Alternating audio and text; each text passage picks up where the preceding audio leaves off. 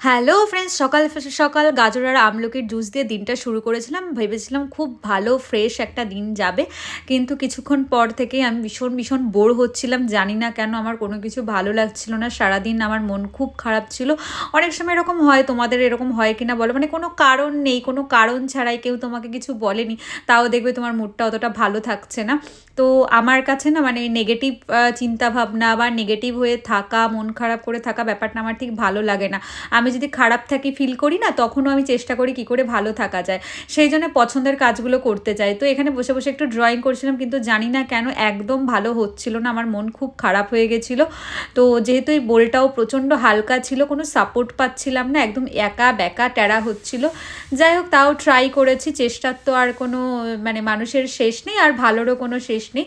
তোমরা জানিও যে তোমাদের কেমন লাগলো, আর এইরকম আমি আরও কিছু ট্রাই করবো কিনা অবশ্যই জানিও। তোমরা যদি এর থেকে ভালো আঁকাতে